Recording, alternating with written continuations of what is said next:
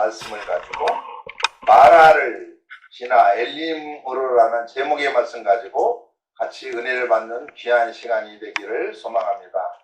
이런 이야기가 있어요. 인도의 어떤 농부가 논으로 개간한 땅에 벼농사를 짓게 되었는데 논에 된 물이 많은 양분을 제공해가지고 그 해에 풍년을 맞게 되었어요. 그런데 그 농부는 자신의 논에서 나오는 물이 또 다른 논으로 흘러가가지고 그 논까지 기름지게 만드는 것을 정말 못마땅하게 생각하고 심통이 나기 시작했어요. 그래서 다음에는 논에 있는 물이 빠져나가지 못하도록 물길을 막아버리고 맙니다. 결과는 여러분 어떻게 된 것 같아요? 빠져나갈 곳이 없이 고이게 된 물은 결국은 자기 논에 벌을 썩게 했고 결국 그의 농부는 한 톨의 쌀도 얻지 못하게 되었어요. 당장 눈앞에 보이는 작은 욕심 때문에 자신이 오히려 큰 손해를 보게 된 그러한 이야기는 우리 주변에 너무 많이 있는 그러한 이야기예요. 욕심의 눈으로 바라보는 세상은 마치 빙상의 일각만을 보는 것과 같은 것입니다. 바다 위에 떠있는 빙산은 실제 빙산의 10%도 채 안전해 보인다고 그렇게 말하죠. 눈에 보이지 않는 빙산이 눈에 보이는 것보다 훨씬 더 큰 것이죠.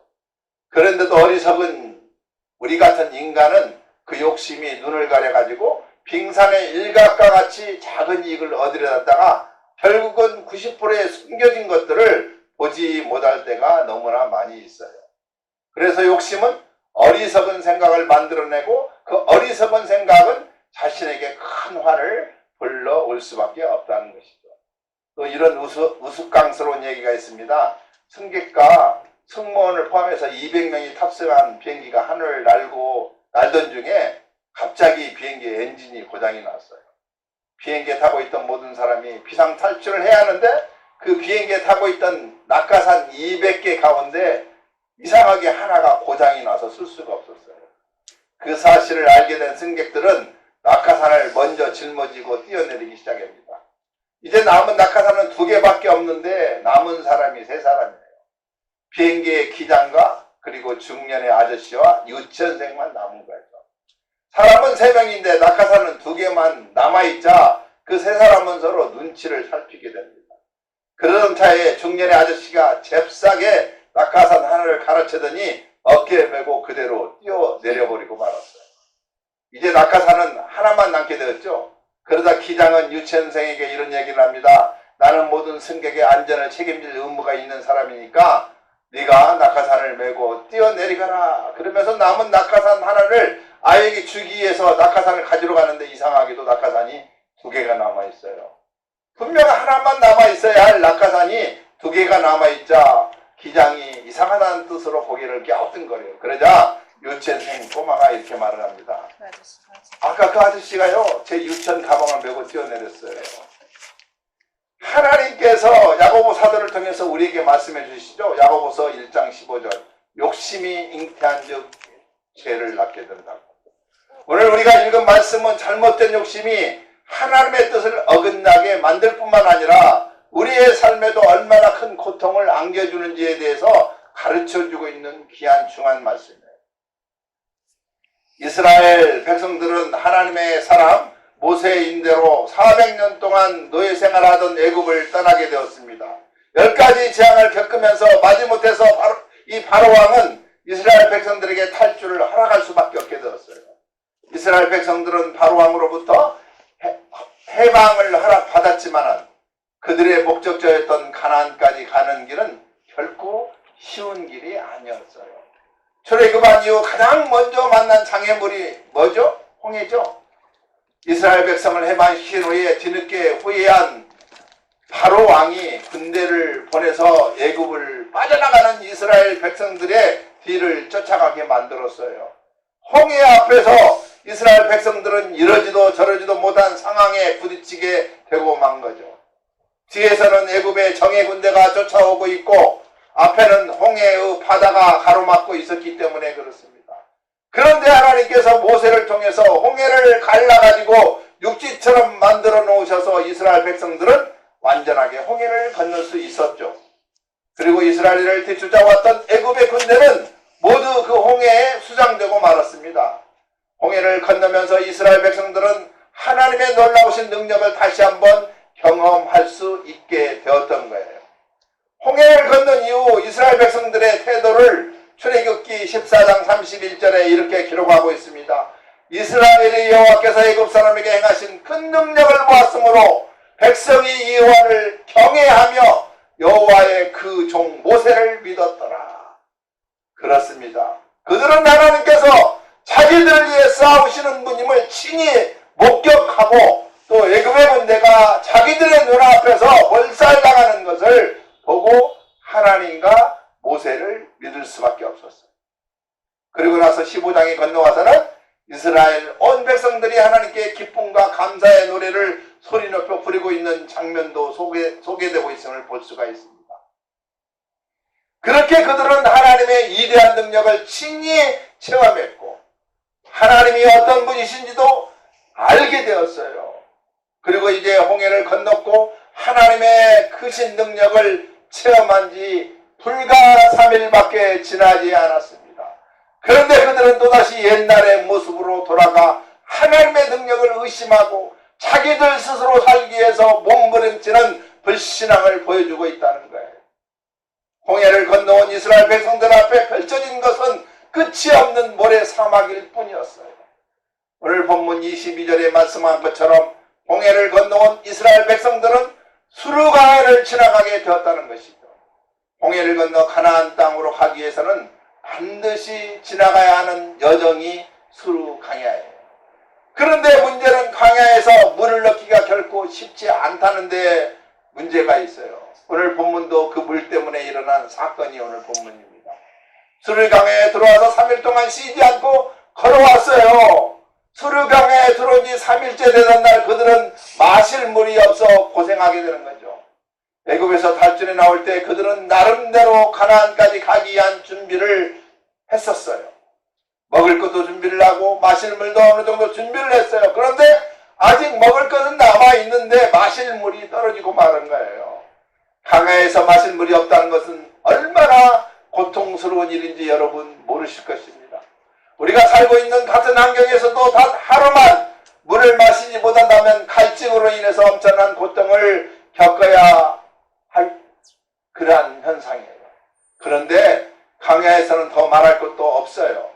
뜨거운 태양이 내려쬐이고 건조한 날씨이기 때문에 물을 마시지 않고 조금만 걸으면 타는 듯한 갈증이 밀려올 수밖에 없었죠.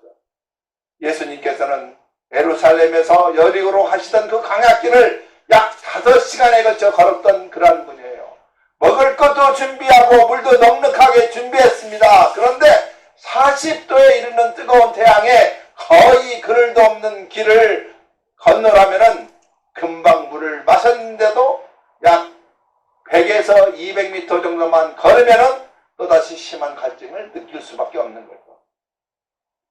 광야가 바로 그런 거예요. 건조한 날씨 탓에 갈증을 빨리 느낄 수밖에 없는 것입니다. 그러한 길을 3일이나 걸어왔어요. 마실 물도 다 떨어졌어요. 그러니 마실 물이 다 떨어졌을 때 백성들의 마음이 어떠했을지 조금은 아마 짐작할 수가 있을 것 같아요. 어쩌면 이런 생각을 했을지도 몰라요. 예, 하나님께서 우리를 이렇게 힘든 길로 인도하시는지, 물이 다 떨어졌는데 조금만 참고 가면 정말 물을 얻을 수 있을까? 한편으로는 불평스러운 마음도 들고 한편으로는 기대하며 갈급한 마음도 있었을 거예요.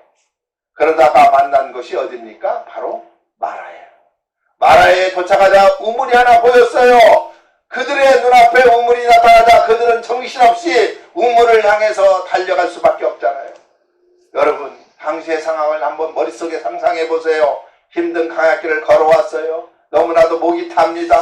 이제 곧 마실 물이 나타날 것이라는 기대감과 함께 심한 갈등으로 불평이 목구멍까지 차고 올라오는 그러한 상황 속에서 우물이 하나 딱 눈에 보였어요.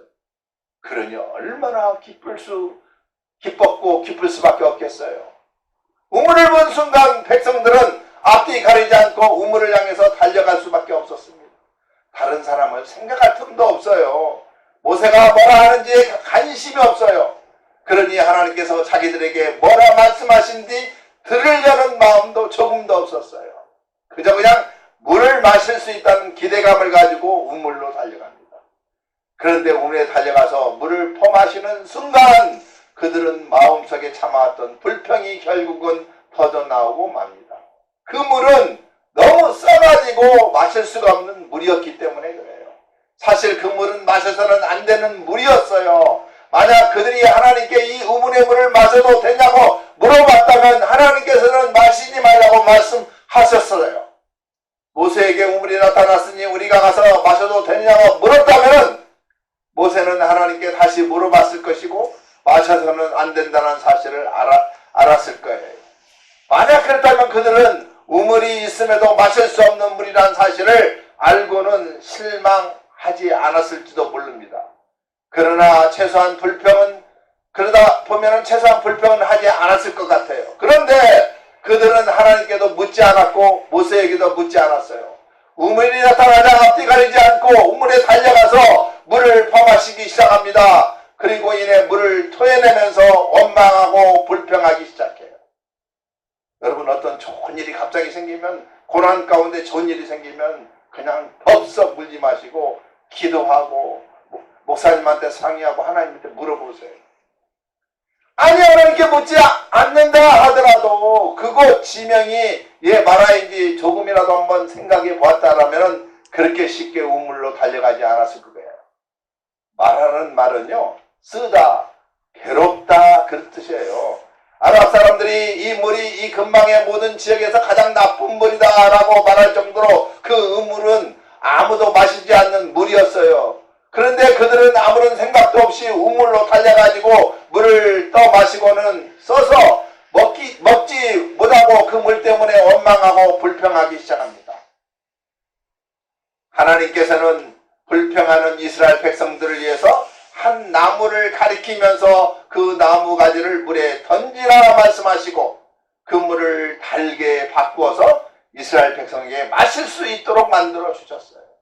그리고 오늘 본문 25절은 하나님께서 마라의 그 쓴 물을 달게 바꾸어 마시게 해 주신 일을 통해서 이스라엘 백성들을 통하여 법도와 율례를 정하셨다고 말씀하고 있습니다. 한마디로 말하면 하나님의 말씀을 순종하라 이 말이에요. 하나님께 먼저 물어보고 행동할 것이 없고 하나님께 지시하는 것만 할 것을 말씀하고 있다는 거예요. 하나님께 가라 하실 때 가고 멈추라 하실 때 멈추는 거예요. 왜냐하면 하나님께서는 이스라엘 백성들이 고통의 땅인 마라에 멈추기를 원하지 않으셨기 때문에 그렇습니다. 하나님의 계획은 그들이 이미 그 지역 마라를 지나 엘림까지 가는 것이었어요. 오늘 본문 27절에 기록하고 있는 것처럼 엘림에는 물샘 12과 종려나무 70그루가 있다 그렇게 기록하고 있어요. 그리고 실제로 이스라엘 백성들은 마라를 떠나 엘림까지 가서 거기에서 장막을 쳤던 민족이었어요. 물샘이 12개나 있었다는 것은 이스라엘 백성들이 물을 마시기에는 충분한 조건을 갖춘 지역이었다 이런 뜻이에요. 마라에 있는 우물의 물이 달게 바뀐 뒤에 그들이 그 우물에서 물을 떠마시기 위해서는 길게 줄을 서서 기다려야 했던 것이죠.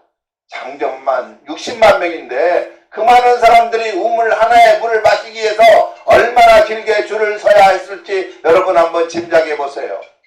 그런데 엘림에서는 물샘이 12이나 된다는 거예요. 마라에서처럼 그렇게 오래 기다리지 않아도 물을 마실 수 있다는 것입니다. 그리고 마라에서 엘림까지는 불과 10km밖에 떨어지지 않았어요. 조금만 참고 갔더라면 엘림에서 그들은 여장을 풀고 쉬면서 충분히 맛있는 물을 마실 수 있었을 거예요. 어쩌면 마라에 있는 우물 하나에서 물을 마시기 위해 길게 줄을 서서 기다리는 것보다 10km 정도 거리에 있는 엘림에 가서 물을 마시는 것이 훨씬 더 시간상으로 빨리 물을 마실 수 있었지도 몰라요. 우리는 종종 우리의 짧은 생각 때문에 하나님께서 우리에게 베푸신 놀라운 은혜를 깨닫지 못하고 느끼지 못한 채 살아가고 있음을 이 시간 이 말씀을 통해서 깨우칠 줄 알아야만 합니다. 마치 오늘 본문에 나오는 이스라엘 백성들처럼 그러한 사람이 우리가 아닌가. 하나님의 계획은 이스라엘 백성들이 마라에 머물지 않고 엘림까지 가는 거였어요. 물론 마라를 통과해서 말입니다. 그런데 이스라엘 백성들은 우선 당장 마실 물이 급하다는 것 때문에 하나님의 계획과 하나님의 인도하심을 잊어버리고 마라에 머물러서 쓴 물을 마시고 말았어요. 그리고는 모세에게 물이 너무 써서 마실 수 없다고 원망했죠. 우리가 살아온 지금까지의 모든 삶은 하나님의 은혜 가운데 살아왔잖아요. 하나님께 우리를 여기까지 인도해 주셨어요. 우리가 제 종로를 하던 그러한 사람이었는데도 구원받아 하나님의 백성이 된 것도 전적인 하나님의 은혜예요. 때로는 우리의 삶에 힘들고 어려운 일이 있고 때로는 내 힘과 내 능력으로 극복할 수 없을 것만 같은 그 커다란 장애물 앞에서도 낙심하지 않고 그 장애물을 건너올 수도 있었던 것도 하나님의 은혜예요. 우리의 삶을 인도하시고 이끄시는 하나님의 섭리와 인도하시는 손길을 경험하며 살아온 저와 여러분 우리들이기에 오늘도 우리의 삶에 힘든 것이 있을지라도 하나님께서 우리를 선하게 인도해 주실 것이란 믿음이 저와 여러분에게 있어야만 한다는 거예요. 그런데요, 때로는 우리가 너무너무나도 급한 문제 때문에 때로는 절박한 때문에 하나님의 뜻을 따르지 못하고 내 뜻대로 되어지지 않는다고 하나님께 원망하고 불평하기도 합니다. 때로는 하나님의 인도하심을 거부하고 내 고집대로 살다가 마라의 쓴물을 마시기도 하고요. 때로는 하나님의 도우심을 애면한 채 내 능력으로 내가 가야 할 길을 충분히 갈 수 있다는 헛된 자만심 때문에 고통의 쓴물을 마시기도 해요. 하나님의 백성으로 살아가는 우리의 삶의 쓴물과 같은 어려움이 찾아오는 것일 것 같아요. 어쩌면 그 원인 가운데 가장 큰 이유는 우리가 하나님의 인도하심을 거부하고 우리의 고집대로 하려 하기 때문에 그렇습니다. 저는 미국 오기 전부터요 소명을 받았어요. 그때 순종했으면 아마 한국에서부터 목사가 돼가지고 지금 더 큰 인류 목회자가 됐을랑가도 몰라요. 근데 세상 거 버리기 싫어가지고 반발하다 보니까 결국은 미국까지 쫓아내가지고 목사 만드시더라고요. 그리고 나서 소명받은 지 13년 만에 목사가 되었어요. 여러분 정말 하나님의 뜻에 순종할 수 있는 저와 여러분이 되시기를 소망합니다. 조금 힘들어도요 하나님의 인도하심에 우리의 삶을 맡기고 기다리면 하나님께서는 반드시 우리를 위해서 엘림이라고 하는 풍요의 때를 준비해 놓고 계시네요. 오늘 본문이 우리에게 가르쳐주는 또 하나의 교훈이 있습니다. 그것은 우리가 구원받은 백성이 되었다고 해서 우리 앞에 언제나 좋은 일만 있는 것은 아니라는 사실이에요. 믿음의 길은 고속도로와 같은 길이 아니에요. 이스라엘 백성들이 노예살이하던 애굽에서 탈출해 나왔다고 해서 곧바로 가나안 땅에 들어간 것이 아니에요. 그리고 약속의 땅 가나안까지 가는 길 역시 쉽고 평탄한 길로만 간 것이 아니었어요. 오히려 강약길을 가야 할 수밖에 없었고 때로는 먹을 것이 부족하고 때로는 마실 물이 없어서 고통을 겪어야 하는 그런 길을 갈 수밖에 없었다는 것이죠. 우리의 신앙의 길도 마찬가지예요. 신앙의 길은 고속도로가 아닙니다. 광야길이에요. 그런데 우리는 때로 신앙의 길이 고속도로야 도로에만 한다고 잘못 생각하고 있어요. 그래서 고난의 길이나 광야의 같은 험한 길이 나타나면 하나님께 원망을 합니다. 불평합니다. 우리는 분명히 알아야 해요. 신앙의 길은 결코 좋은 길만 걷는 것이 아니에요. 신앙생활 하면 늘 기쁘고 행복한 일만 만나는 것이 아니에요. 이스라엘 백성들이 그랬어요. 지긋지긋하게 고생했던 애굽을 떠나온 이후에 그들은 또다시 고난의 길을 가야 할 수밖에 없었어요. 고통스러운 강하기를 가야 할 수밖에 없었어요. 그것도요 40년 동안이나 갈 수밖에 없었어요. 때로는 어떤 길을 되돌아가기도 하고 때로는 먹을 것이 없어 불평스러운 순간도 만날 수밖에 없었어요. 때로는 며칠씩 잠을 자지 못한 채 계속 걸어가야 할 때도 있었어요. 때로는 같은 장소에서 지루하게 오랫동안 머물러 있어야 할 때도 있었어요. 그런 숱한 고난의 길을 통과한 후에야 그들은 약속의 땅 가나안에 들어갈 수 있었던 것이죠.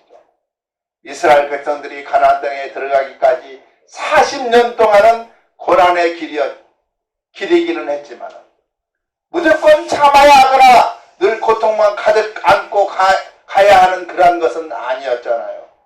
그들은 40년의 광야생활 기간 중에 수없이 많은 하나님의 능력과 은혜를 경험하면서 살고 있어요. 매일 만나를 먹을 수 있는 은혜를 하나님이 주셨잖아요. 때론 반석에서 물이 나와 맛있게 만들어 주셨잖아요.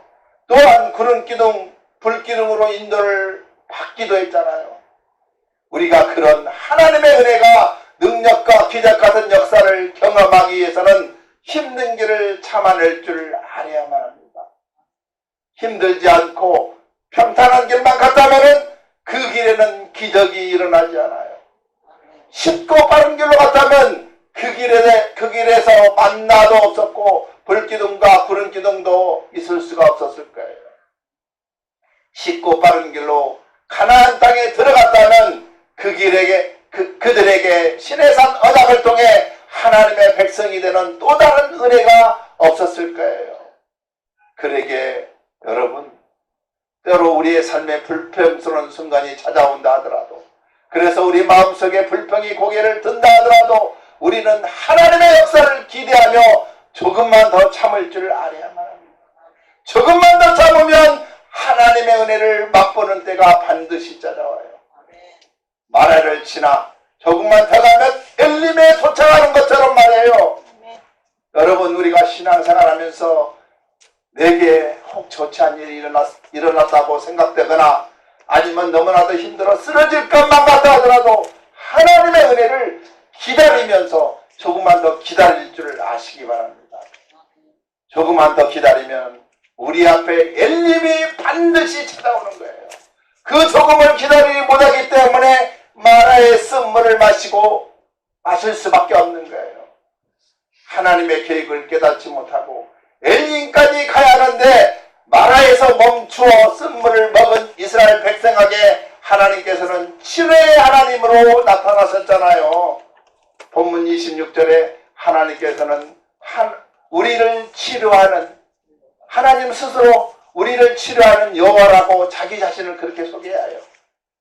이스라엘 백성들은 먹지 말아야 할 물을 먹고 말았습니다. 먹어서는 안 되는 물을 먹었어요. 넘어서서 도저히 먹을 수 없는 마라의 물을 먹었어요.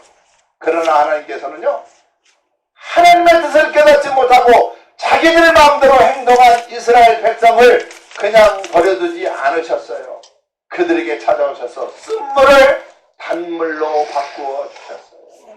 그게 바로 치료하시는 우리 하나님의 모습이에요.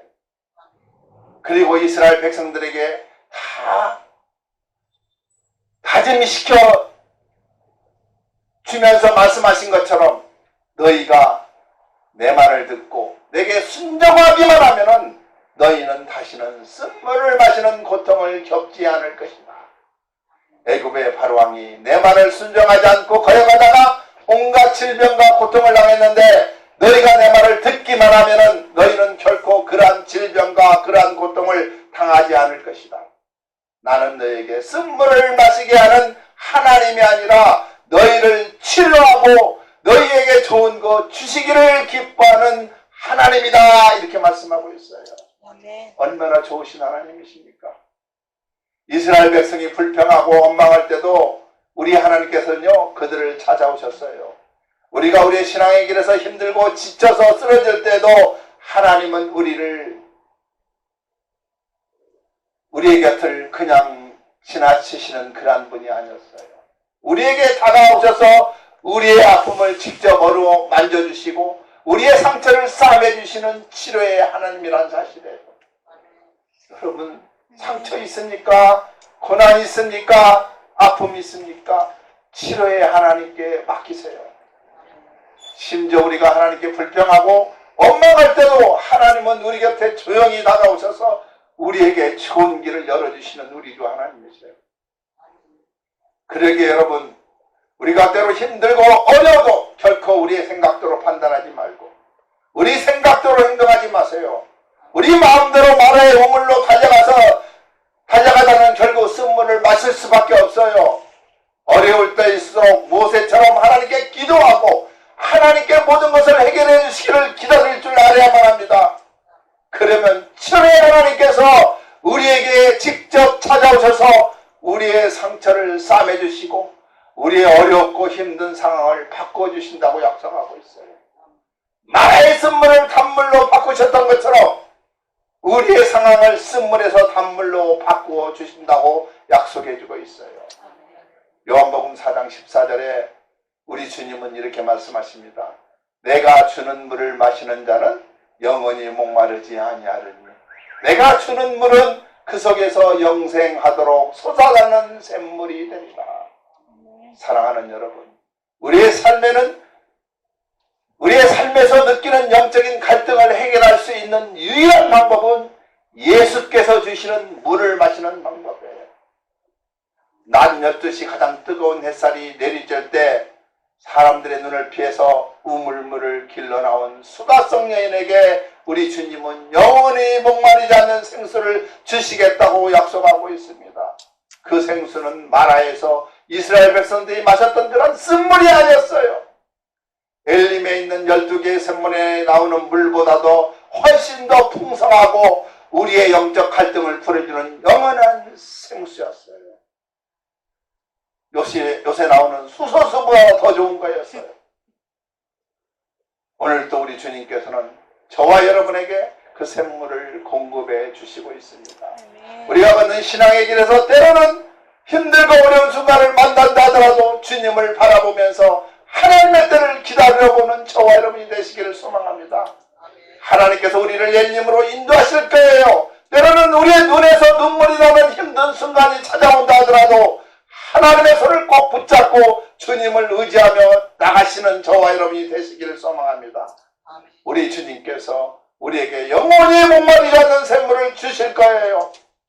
때로는 세상에서 이리 치이고 저리 치이며 상처나고 아픈 마음으로 살아갈 수밖에 없는 때를 만난다 하더라도 하나님께 모든 걸 맡기는 믿음으로 사는 저와 여러분이 되시기를 소망합니다. 치료의 하나님께서 상처난 저와 여러분의 우리의 마음을 치료해 주시고 우리에게 평강의 복을 주실 것이라는 확신의 믿음을 갖고 살아가면서 승리하는 저와 여러분이 다 되시기를 주님의 이름으로 축원드립니다. 아멘. 하나님 아버지 감사합니다. 마라를 지나 엘림으로